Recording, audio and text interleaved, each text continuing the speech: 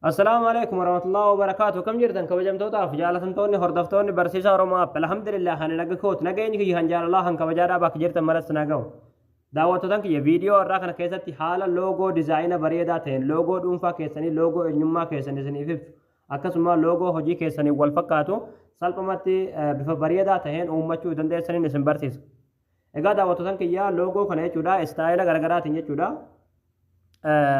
salphumatti jechuudha akka barbaadanitti jechuudha loogoo isinitti tole salphumatti uummachuu ni dandeessan jechuudha haala nama isinitti agarsiisu jechuudha baay'ee tokko haalli salleen haalli itti uummatan illee baay'ee tokko salphaa jechuudha namni kamuu loogoo dhuunfaa ofiidhaa loogoo hojii isaatiin wal fakkaatu qabaachuu qaba jechuudha piroofaayilii godhachuufis ta'ee viidiyoo irratti itti fayyadamuufis ta'ee loogoon nama kamuu barbaachiftuudha jechuudha.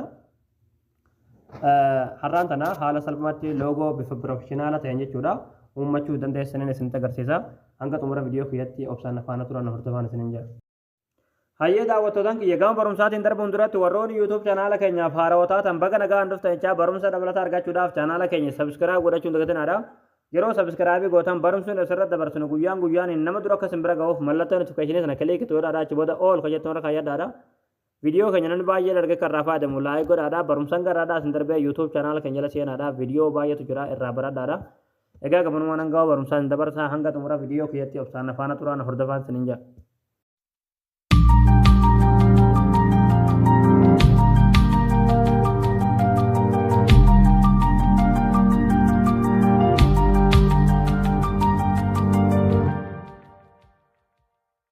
Hayyee daawwattootaan kiyyaa loogoo dhuunfaa keessanii loogoo hojii keessanii wal fakkaatu uummachuudhaaf jechuudha.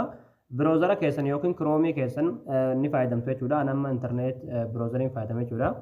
Isarra ni galtanii achi booda bakka sarchii kanarratti jechuudha. Barreeffama nama asirratti isiniif barreesse kana barreeffatan jechuudha. Kana yeroo barreeffatan asirratti liinkii awwala isinii dhufu jechuudha yookiin liinkii awwala matarra isinii dhufu kanarratti kilik gootanii achi booda haala kanaan weebsaayitii kanarra isin geessa. Yeroo haala kanaan weebsaayitii kanarra isin geesse asirratti maqaa keessanii barreessitan loogoo maqaa keessanii san jechuudha isin galee loogoo maqaa keessanii san yeroo barreessitan fakkeenyaaf amma Oromootee Chaajoonii jechuudha. Okay. Haala kanaan fakkeenyaaf kana haa barreessu jechuudha. Yeroo haala kanaan kana barreesse as jalatti create logos ka jettu ni jirti irratti kilik gootanii achi booda loogoo bifa garaagaraatiin istaayila babbareedaa ta'een isiniif jechuudha. Asirratti waa barreessaa jechuun mala jechuudha. Asirratti waan feetan barreessan jechuudha isinii galee.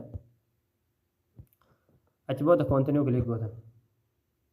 Achi booda daawwattootaan kiyyaa akkuma asirratti argaa jirtan jechuudha. Loogoo bifa ajaa'ibaatiin jechuudha. Dizaayina babbareedaadhaan loogoo asirratti gad isiniif tarreessa jechuudha isinii galee.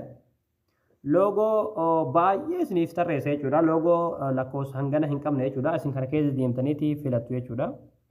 Irra deemtaniitii filattu jechuudha. Loogoo garaagaraatu jira jechuudha. Loogoo hojii keessanii wal fakkaatu istaayilii isinitti toleen kana keessa akka barbaadanitti filachuu dandeessan jechuudha. Yeroo filattanillee yoo barbaadanillee asirratti edit gochuu dandeessan yoo barbaadan immoo daawuloodii godhachuu dandeessan jechuudha. Daawulood kajoo as jala jira yoo immoo edit gootanii sirreessuu barbaadan sirreessuu ni dandeessanii. Kunoo fakkeenya amma Oromootee ilaalaa kana jechuudha. Edit kana yoo godhe edit godhuu nan danda'a jechuudha. Inni galee yeroo edit godhe hanga naaf duubsaan eegaa. Okay. Edit gootanii bakka isinitti hin tolin irraa wanni godhuu dandeessanii xiqqeessuu dandeessanii guddisuu dandeessanii jechuudha kana haala kana. Inni galee irraa illee ol buusuu dandeessanii maqaa keessanillee akka barbaadan wanni godhuu dandeessanii jechuudha. Okay. Oo daawuloodii gochuu barbaadan daawuloodii irratti kilik gootanii jechuudha.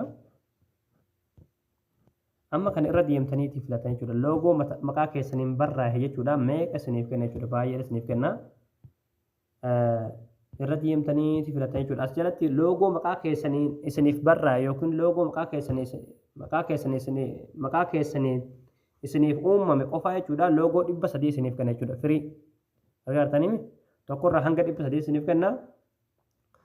Gara peejii kaanitti dabartanii keessaa filachuu dandeessan jechuudha. Istaayilii babbareedaa ta'een jechuudha. Loogoo haala kanaan salphumatti loogoo isin fakkaatu, loogoo hojii keessanii wal fakkaatu, loogoo isinitti tole uummachuu dandeessanii as keessaa daawuloodii godhachuu dandeessanii jechuudha. Haala namni isinitti agarsiise kana. Namni kamuu immoo loogoo qabaachuu qaba jechuudha. piroofaayilii godhachuufis ta'ee loogoo viidiyoo irratti fayyadamuufis ta'ee yaa'anii loogoo mataa isaa nama kamuu ni barbaachisa yaada jechuudha. Haala kanaan warri loogoo hin qabne loogoo firii uummachuu dandeessa jechuudha.